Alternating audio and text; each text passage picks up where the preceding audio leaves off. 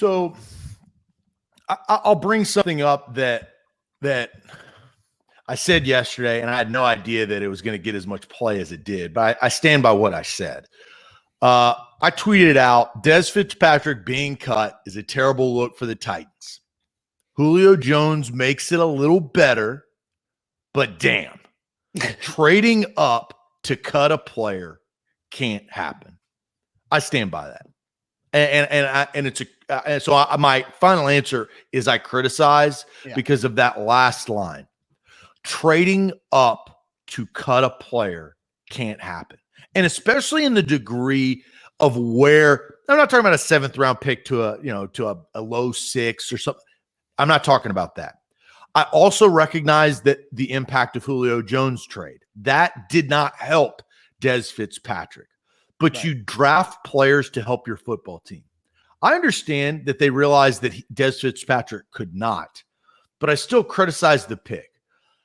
I hold Jon Robinson accountable, probably just like Jon Robinson holds himself accountable. And I also understand that Jon Robinson, just like no other human being, can ever be perfect in their personal lives or their career. It's just impossible. We are made of imperfections.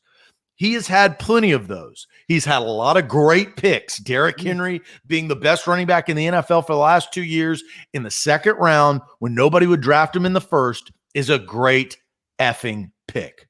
But he's had some duds or some dods, whatever you want to call them. But Isaiah Wilson, that was a terrible look. And what he just did with Dez Fitzpatrick and Austin, this is important. What do we talk about Tannehill? Tannehill changed the scheme of the offense to wide receiver heavy.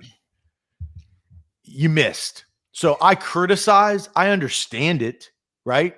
I understand it, but I still criticize because of what he did.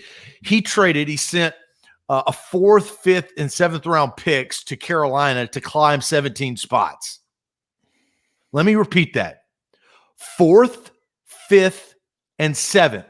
126, 166, 232 to Carolina, a guy who loves draft capital, 17 spots to cut a guy. That's a hard pill to swallow. I respect the man for swallowing the pill. Yeah. But I still criticize. Yeah.